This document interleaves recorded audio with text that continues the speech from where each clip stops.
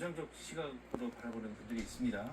특히 야당에서 이게 기금 조성 방식과 사용처가 명확치 않으면 이게 선심성 예상으로 변할 수 있는 것 아니냐, 그래서 선거용 아니냐, 이런 비판도 있는 것 같습니다. 여기에 대해서 어떻게 선거용이라고 하는 것은 전혀 근거 없는 정치적 주장에 불과합니다. 저희로서는 아까 말씀드린 것처럼 골든 타임이 왔단 말이죠.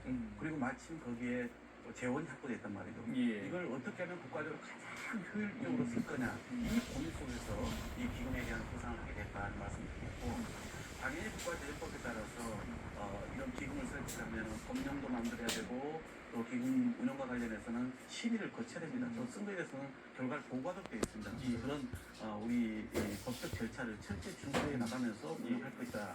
그러니 너무 걱정하시지 않아도 된다는 말씀입니다. 알겠습니다. 자, 장관님, 또 우리 기획인사처럼 업무 보고에서 모든 재정 사업을 원점에서 제로베이스 재검토하고 성과가 없으면 과감히 축소하거나 또 폐지까지도 검토하겠다, 이런 그 정책 방향을 밝혔거든요. 이 방향 자체에는 국민들이 대부분 공감을 하실 것 같아요. 장관님 지금 보시기에 그런 사업들이 지금 어떤 게 어떤지 체험하신 게 있으실까요? 기획예산처가 중장기 전략 수립이라든가 단년도 예산 대한 편성도 합니다만 또 한편에서 하는 것이 소위 지출 효율화, 지출 구조 조정을 이제 함께 하고 있습니다. 그래서 성과가 떨어지거나 효율이 높거나 이런 것에 대해서는 각 부처나 또는 이 여러 지방정부도 마찬가지일 거고 또 각 기관들도 마찬가지고 계속 하던 사람은 계속 모집하잖아요. 근데 누군가가 여기 대해서 냉정하게 객관적으로 평가를 해서 조정을 해줘야 되지 않겠습니까? 그걸 이제 저희 부처가 하는 것인데요. 그런 점에서 저희가 올해 예산을 편성하면서도 이미 27조를 구조조정했습니다. 27조 원. 사상 최대 규모였고 또 거기에 2조는 의무 지출을 처음으로 이번에 포함시켰거든요. 근데 여기에 머무르지 않고 내년도 예산을 편성하면서는 50조를 저희가 구조조정을 하려고 합니다. 어마어마한 사실은 목표치입니다. 그래서 저희가 올해 3월 말에 각 부처에다 내년도 예산을 편성하면서 재량 지출 사업의 15%, 의무 지출 사업의 10%, 그리고 사업 개수의 10%를 줄여서 가져오라고 했습니다. 저희가 지금 심사 과정에서 그걸 제대로 이해했는지를 좀 제가 살펴보고 있고요. 그래서 이것과 함께 또 의무 지출에는 당연히 저희는 이제 이 교육대전 교부금이라든가 또는 기초연금이라든가 이런 구조계획을 이제 함께 저희가 포함시키는 것이고요. 이와 함께 저희가 성과 관리를 하고 있습니다. 그런 점에서 각 사업들이 예를 들어서 세부 사업만 한 8,000개 정도가 됩니다. 근데 그 사업들 중에 이제 평가가 3개 오는 것은 제하고 제가 평가를 전문가들과 다 해서 거기에 대해서 저희가 단계별로 이 사업은 폐지하십시오, 이 사업은 예를 들어 통합하십시오, 감액하십시오, 이런 의견을 다 줘서 내년 예산에 대한 작업을 함께 하고 있는 것입니다. 기존 사업 중에서도 무성과가 없는 건 축소하거나 폐지해야겠지만 잘한다, 이렇게 좀 지원해 주고 있는 사업도 있다고 들었습니다. 예, 당연히 저희가 인센티브로 함께 병행하고 있고요. 그러나 이제 그런 저희가 평가를 해서 뭔가 좀 조정이 필요한 부분들은 가령 이렇습니다. 중소기업 지원 사업 같은 경우 여러 부처에 흩어져 있었는데 중복되거나 유사한 사업들이 많았어요. 이런 것들을 저희가 이번에 줄여서 한 4조 정도를 저희가 조정하는, 감액하는 그런 것들 당연히 쓰지 않습니다. 다시 분야에 더 우선적인 때 전략적으로 재투자하라고 제가 드립니다. 효율성만 더 높여서 그렇습니다. 이제 집행하시겠다, 이런 말씀이시군요. 자, 이 질문 한번 좀 드려보겠습니다. 요즘 제일 좀 현안이라고 할까요?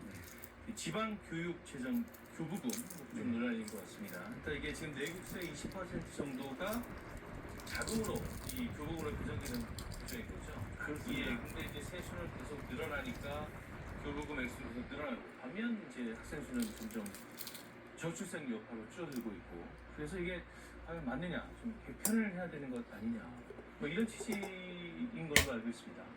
70년대 한 해 100만 명이 태어날 때 도입된 제도입니다. 70년대. 예, 그런데 지금은 한 해 이제 20만 명 가까이로 줄어들지 않았습니까? 내국수는 해마다 규모가 커지죠. 이것과 연동되다 보니까 올해만 해도 지금 한 74.6조 정도가 지방 교육재정으로 가고 있거든요. 재정 상태를 보면 중앙정부가 좀 가장 어렵고요. 그다음 지방정부고, 지방교육청이 형편이 가장 좋습니다.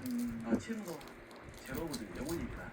이런 상황에서 저희가 이제는 이 구조개혁을 하라고 좀 제안하고 있고요.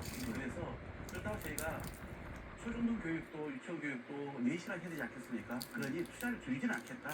장기 추세에 합당하게끔 저희가 계속 투자를 해주겠다는 겁니다. 그러나 리우스 규모가 커진 만큼 이제는 2.79라고 하는 그 구조 연동을 이제는 좀 이렇게 깨서 그래서 이제 새롭게 안을 좀 마련하고 있는 시기에 있습니다. 그래서 저희가 일단은 1인당 교복이라든가 이것도 이미 50기에서 최고 수준입니다. 학생 1인당 1,300만 원 정도 1년에 지원되니까요. 예. 그래서 이런 1인당 교복은 총액 줄이지 않는다. 계속 늘려나가겠다. 추세만큼.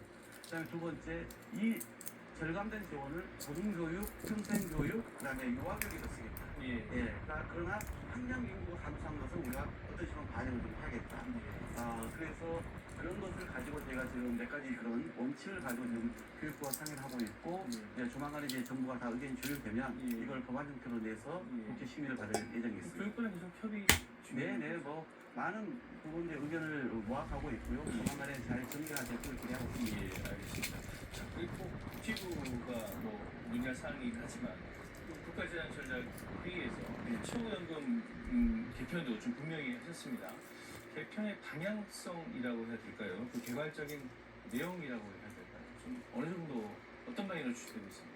이게 원래 노인 빈곤율을 감소시키는 취지로 도입이 되었는데 물론 약간의 호반이 있었지만은 현재 대한민국은 OECD 안에서도 노인 빈곤율이 거의 최상위 보입니다.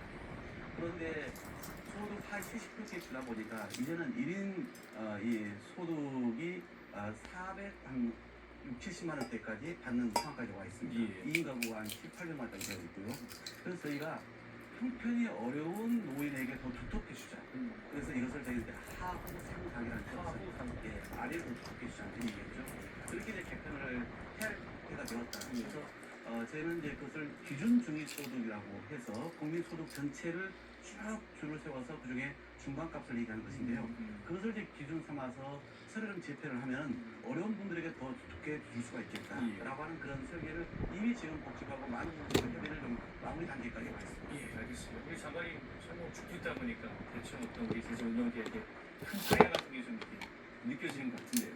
자, 이제 마지막 질문으로 좀 취임 이후에 장관님께서는 이 재정을 미래를 준비하는 투자 여러 차례 지금 강조를 해 오셨습니다. 자, 남은 임기 동안 꼭 이루고 싶은 성과가 있다면 어떤 게 있으실까요?